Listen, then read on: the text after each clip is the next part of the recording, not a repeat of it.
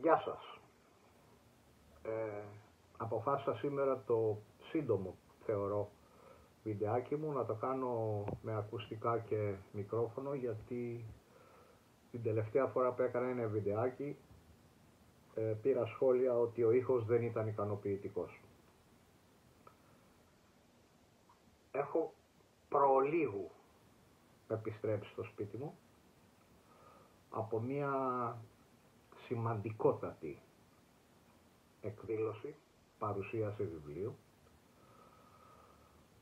όπου συντονιστής ήταν ο σημαντικότατος, δεν παραλείπω ποτέ να το λέω, ο καλύτερος δημοσιογράφος αυτής της χώρας, ο κύριος Γιώργος Σαχίνης. Η παρουσίαση αφορούσε το βιβλίο του κυρίου Γιώργου Χαρβαλιά, που θα σας το δείξω σε λίγο. Παρουσία διαφόρων ομιλητών και πατριωτών, θα έλεγα. Αξίζει να αναφέρω τον στρατηγό κύριο Παραγιουδάκη, επίτιμο αρχηγό ΓΕΘΑ, και αυτός που για μένα ήταν ο συγκλονιστικός ομιλητής ήταν ο δόκτωρ Αριστομένης Σιγκελάκης, συγγραμματέας της ΕΣΔΟΓΕ. ΕΣΔΟΓΕ θα πει Εθνικό Συμβούλιο Διεκδίκησης Οφειλών Γερμανίας ή άλλως γερμανικών οφειλών, και θέλω να σας κάνω τις δικές μου ταπεινές επισημάνσεις. Καταρχήν, το βιβλίο, αρκετά ογκώδες και σκληρόδετο, λέγεται Γιαβόλ και παρουσιάζει πολύ γνωστές προσωπικότητες της Γερμανίας αλλά και της Ελλάδος. Δεν ξεχνάμε, είπαμε. Λοιπόν,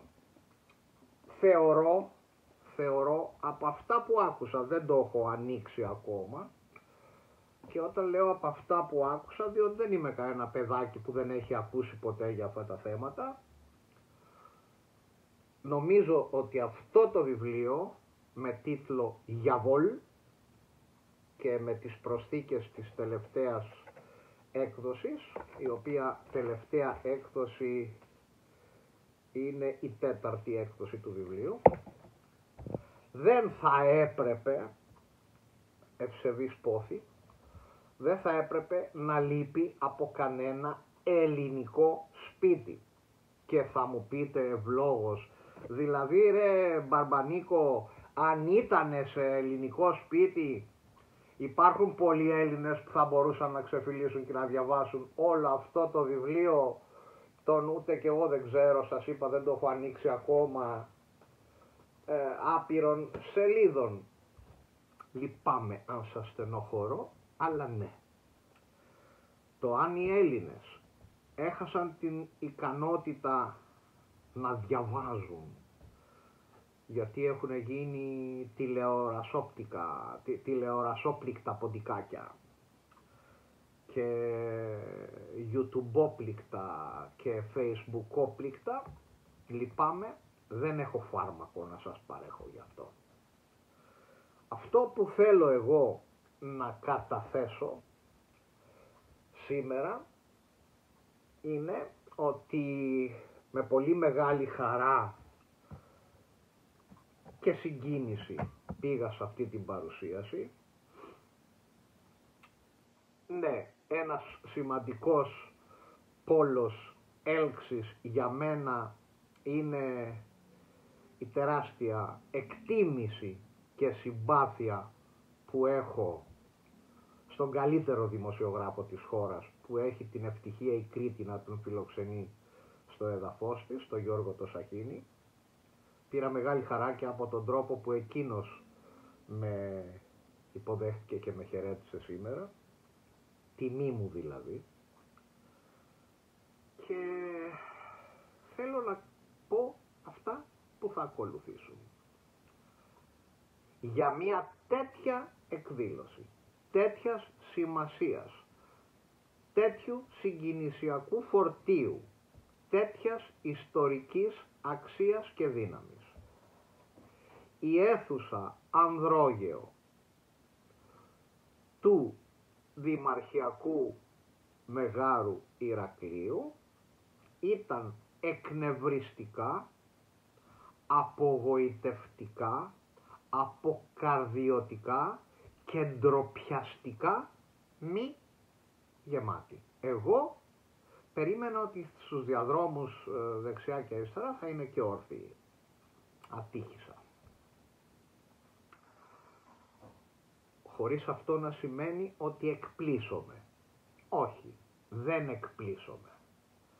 Δεν εκπλήσωμαι γιατί έχω πάρα πολύ καλά καταλάβει τι σημαίνει η σημερινή κατάσταση. Προτιμάτε τη λέξη κατάντια. Δεν έχω κανένα κόλλημα να πω κατάντια. Αυτής της πατρίδας. Οι περισσότεροι άνθρωποι στο ακροατήριο ήταν κάποιας ηλικίας, που σημαίνει αυτοί οι οποίοι αισθάνονται, διαισθάνονται, συγκινούνται, πονάνε, ανησυχούν. Είναι συνήθως μεγάλοι άνθρωποι. Η νεολαία, όπως ξέρετε, είναι βυθισμένη στις οθόνες των κινητών, που αμφιβάλλω αν η τεχνολογία πολύ σύντομα δεν θα έχει βρει τρόπο να τους τις ράψει τις οθόνες στη μάπα. Ναι, δεν το λέω υπερβολικά. Εδώ περπατάνε τα παιδιά και έχουν το κινητό έτσι και σκοντάφτουν και πέφτουν πάνω σε κολόνες του δρόμου και τι να λέμε τώρα. Αλλά εγώ θέλω να κάνω κάποιες άλλες επισημάνσεις. Θα σας κάνει εντύπωση, αλλά με την τεράστια αγάπη μου και εκτίμησή μου στο Γιώργο το Σαχίνη, ακόμη και γι' αυτόν έχω μια παρατήρηση αρνητική. Και θα σας την πω τελευταία.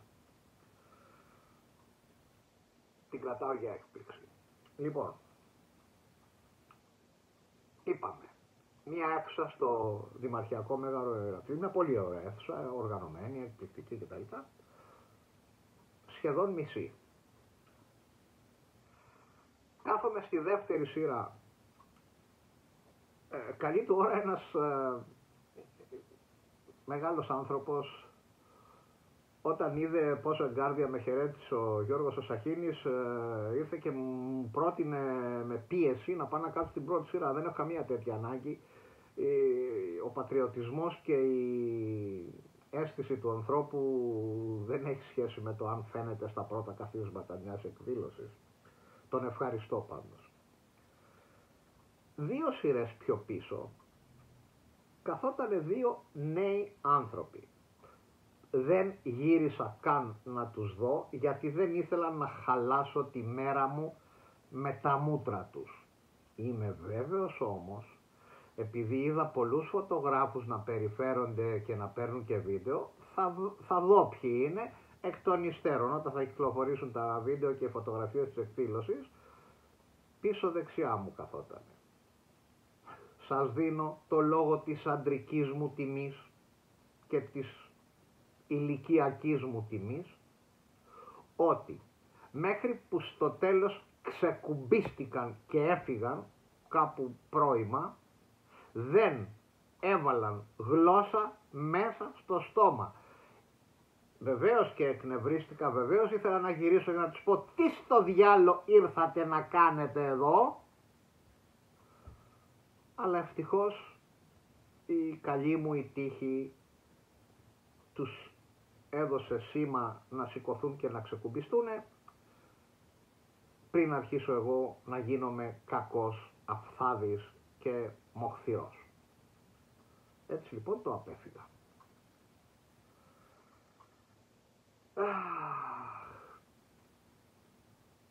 Οι σκέψεις μου είναι πολύ πικρές. Είναι πολύ πικρές γιατί δεν θα κάτσω να κάνω το προσωπικό μου βιογραφικό. Ξέρετε πολύ καλά και ως τι έχω υπηρετήσει και πόσο χρόνο έχω υπηρετήσει. Νομίζω 34 μήνες ήταν αρκετά μεγάλο χρονικό διάστημα. Κάποιοι άλλοι θα είχαν πάθει ψυχικό τραύμα αν είχαν υποχρεωθεί να υπηρετήσουν 34 μήνες. Ξέρετε υπό ποιον αντιστράτηγο έκανα το τελευταίο μέρος της θητείας μου ως έφεδος ατυπολφαγός και αυτός μου ζήτησε να ανακαταταχθώ για 6 μήνες προκειμένου να ολοκληρώσουμε κάποιο έργο. Δεν θα αναφερθώ σε αυτό. Και θέλω να κάνω μία ερώτηση. Και εδώ έρχεται ακριβώς το σημείο που απευθύνομαι και στο Γιώργο το Σαχίνη, ο οποίος δεν έχω κρύψει ποτέ την αγάπη μου, την εκτίμησή μου, το σεβασμό μου και ό,τι άλλο θετικό μπορεί να πει κανείς για αυτόν τον άνθρωπο ο οποίος κρατάει το τελευταίο προπύργιο δημοσιογραφία στην Ελλάδα. Αλλά βρε Γιώργο Σαχίνη, γνωρίζοντας ότι θα υπάρξουν τέτοιοι ομιλητές, εσύ ένα υψηλόβαθμο στέλεχος ενός τηλεοπτικού σταθμού δεν είχες φροντίσει να κινηματογραφηθεί αυτή η εκδήλωση και επιλεκτικά να αναπαράξετε ό,τι χρειάζεται? Εγώ νιώθω μεγάλη θλίψη και πίκρα που δεν έβγαλα το κινητό μου να μαγνητοσκοπήσω την ομιλία, τη συγκλονιστική ομιλία του κυρίου Σιγκελάκη, Αριστομένη Σιγκελάκη. Νιώθω πολύ μεγάλη θλίψη που δεν το έκανα. Ξέρεις, στις μουσικές εκδηλώσεις όπως θα έχετε δει και στο Facebook και εδώ και εκεί, εγώ τραβάω βιντεάκια. Σήμερα ήμουν αφοσιωμένος σε αυτά που λεγότανε και δεν ήθελα να κάνω το ρεπόρτερ και αισθάνομαι αυτή τη στιγμή τεράστια πίκρα που δεν σήκωσα το ρημάδι το κινητό μου να πάρω τουλάχιστον την ομιλία. Βεβαίως και ο στρατηγός ο κ. Παραζηδάκης πάρα πολύ ωραία τα είπε, αλλά την ομιλία του κυρίου Σιγκελάκη μου είναι πόνος ψυχής που δεν την έχω να την αναπαράξω. Και δεν είδα μία κάμερα να τραβάει αυτή την εκδήλωση. Γιώργο μου, σε αυτό, και επιτέλους βρέθηκε και κάτι στο οποίο με έχεις απογοητεύσει, σε αυτό με απογοήτευσες. Το λέω με τα πόνου καρδίας. Αυτά λοιπόν, γιατί δεν θέλω να κάνω προβολή του βιβλίου του κυρίου Χαρβαλιά, του βιβλίου Γιαβόλ, με αυτό ξέρετε δεν είναι σύμβολο, είναι κλεμμένο, είναι ελληνικό, αρχαίο ελληνικό σύμβολο είναι αυτό εδώ, να το ξέρετε, όλα κλεμμένα είναι σε αυτή τη χώρα και οι ζωές μας και τα λεφτά μας και ο υποθαλάσσιος και ο υπόγειος πλούτος μας και όλα είναι κλεμμένα. Λοιπόν, αυτό το βιβλίο θεωρώ ρε παιδί μου, ότι θα έπρεπε να γίνει η αρχή της επανένταξης των Ελλήνων στην ικανότητα ανάγνωσης γραπτού κειμένου. Ξαναλέω, δεν το έχω διαβάσει. Αυτά που άκουσα σήμερα όμως, και βεβαίως θα το ρουφήξω με μεγάλη βουλημία το βιβλίο αυτό, αυτά που άκουσα σήμερα όμως με έχουν πείσει 100% ότι πρόκειται για ένα πόνημα απίστευτης αξίας. Δεν είναι η πρώτη φορά που ήρθα σε επαφή με ιστορικά ντοκουμέντα της ναζιστικής κατοχής της χώρας μας και ιδίως της Κρήτης. Με αυτά μεγάλωσα. Με τις διηγήσεις του παππού μου, με τις διηγήσεις της μητέρας μου, του πατέρα μου. Εγώ τουλάχιστον στις μνήμες μου έχω τις διηγήσεις των γονιών μου και ιδίως του παππού μου από ένα καθήκη γερμανικό ένστολο που λεγόταν Εμίλιος. Δεν έχω δει να αναφέρεται στα ντοκουμέντα της γερμανικής κατοχής. Αυτός ο Εμίλιος ήταν που είχε τις παντού υπήρχαν και πάντα θα υπάρχουν οι παλακίδες, οι ντόπιες, οι οποίες πηγαίνουν και γίνονται τατάνες του κάθε κατακτητή, και τις είχε στα πόδια του στο καφενείο του χωριού, και όταν περνούσε κάποιος, αν δεν τους άρεσε αυτόν των κυριών στη φάτσα, του λέγανε φάτονε, πουφ, και τον έτρωγε. Τέτοια περιστατικά έχω ακούσει στα παιδικά μου χρόνια. Έχω ακούσει τον άλλο στη Μεσαρά που είχε ένα γαϊδούρι γεμάτο φορτωμένο με στάμνες και του τάσπασε όλα αυτό το ανεκδιήγητο γερμανικό κατακτητικό ναζιστικό καθήκη ο Εμίλιος πίσω στα κόκαλά του, και έχω ακούσει πάρα πολλά. Βέβαια εμείς είχαμε απώλεια στην οικογένειά μου, τον αδερφό της μητέρας μου, ο οποίος δεν έφυγε από γερμανικά πυρά, αλλά είχε την ατυχία να πεθάνει σε ηλικία 22 ετών, εμποροπλοίαρχος τελειωμένος, από ένα αεροπλάνο που είχαν χτυπήσει οι Γερμανοί και άδειασε τις βόμβες του στην περιοχή του Ηρακλείου και στην περιοχή Τσιρίτ Μεϊντάνη, μια από τις βόμβες που άδειασε γιατί πήρε φωτιά η ουρά του αεροπλάνου. Ήταν η μοιραία για τον αδελφό της μητέρας μου και μεγάλωσα με μια μαυροφορεμένη γυναίκα ως γιαγιά μου, και έχω και εγώ τις δικές μου ιστορικές αναφορές, αλλά ειδικά για την περίοδο της κατοχής είχα πολύ περιγραφικούς και ομιλητικούς γονείς, παππού κλπ. Και έχω ακούσει πάρα πολλά. Πάρα πολλά που είναι άδικο και τραγικό να τα ξεχνάμε, και αυτό το βιβλίο, την ευχή μου να έχει ο άνθρωπος που κάθισε και έκανε αυτό το πόνημα, αυτό το βιβλίο είναι η αναγέννηση της μνήμης αυτών που μας έκαναν όλα αυτά τα δειλά, τα δεινά και δειλά, που μας πήγαν τόσες δεκαετίες πίσω, που μας διέλυσαν την οικονομία, μας διέλυσαν τη χώρα, μας διέλυσαν τον νεανικό πληθυσμό, και που κατόπιν με άλλο δέρμα, με άλλη προβιά, συνέχισαν να μας ξεσκίζουν και μας ξεσκίζουν ακόμα.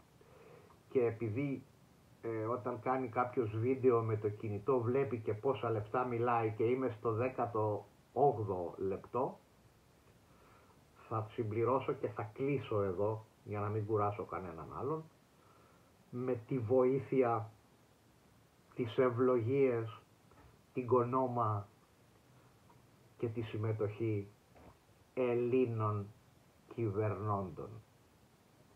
Ό,τι είχα να πω τα είπα. Από εκεί και πέρα, και όταν θα αναρτήσω αυτό το βίντεο, στα σχόλια θα δώσω πλήρη αναφορά για αυτό το βιβλίο, έτσι ώστε αν κάποιος από εσάς έχει τελευταία ψήγματα αίσθησης ότι είναι Έλληνας και δεν είναι Ιουσουφέλληνας και δεν είναι Γιαβολέλληνας, όχι Διαβολέλληνας, Γιαβολέλληνας, να πάει να πάρει το βιβλίο, να ξεστραβωθεί, γιατί μας χρωστάνε πάρα πολλά. Γεια σας.